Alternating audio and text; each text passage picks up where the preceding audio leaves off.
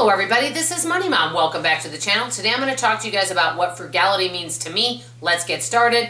I used to think frugality meant cutting everything out of your budget, living bare bones, and not having any fun.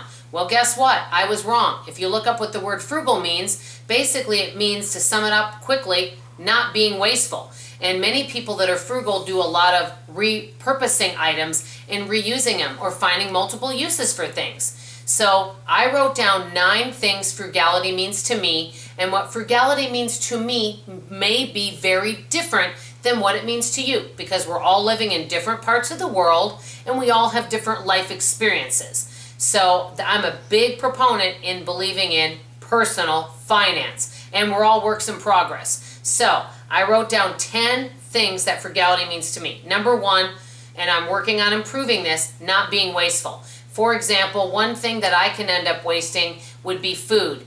And the good news is, especially since I've started this channel, I've gotten better and better with that. One way I do that is really now, number 1, being conscientious of what I buy at the store to make sure it's something that doesn't require many steps, where I'm going to end up saying, I don't feel like making that, or buying tons and tons of produce and not getting around to cutting it up and eating it.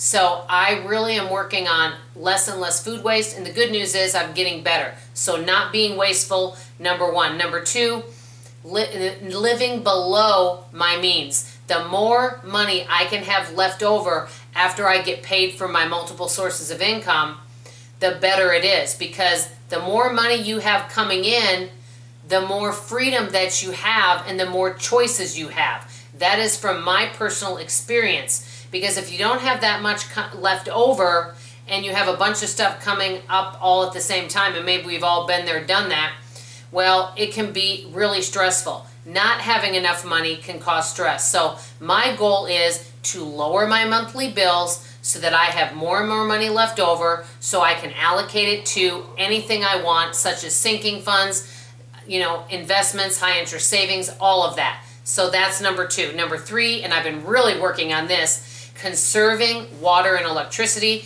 As a matter of fact, today I took like a 2-minute or 3-minute shower. My husband was shocked at how fast I got in and out of the back bedroom after showering. But guess what? I don't need to stand under there until the hot water runs out. And you know what? I have things to do. So that really saves on your water bill when you're using less. Also, really turning off lights, unplugging things not in use.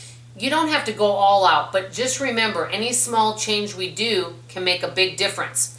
So that's number 3. Number 4, use things for multiple uses. For example, my slow cooker, I can do all sorts of things with a slow cooker. You can make breakfast, lunch, dinner, but there's also non-cooking things that you can do in a slow cooker as well, and I've been doing some research on that. Maybe I'll be doing some upcoming videos. Number 5, making do with what I have, and not having to feel like I have to go and buy something. For example, if I was invited to a friend's birthday party, and maybe people are dressing up, find what I have at home and make it work, and maybe dress it up a little bit instead of always feeling I have to go buy something new. Number 6, which brings me to number 6, minimal shopping.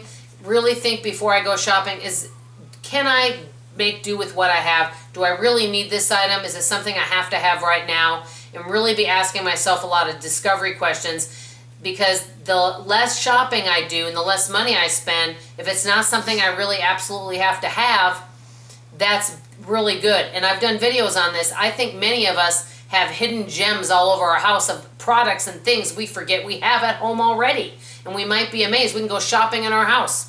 Number 7, prioritizing needs. You guys know I have a spreadsheet with needs and wants, and I prioritize them and color code them and write notes next to them about the cost, how badly do I need it, and all of that. And that keeps me in check. What do I really need? What do I want?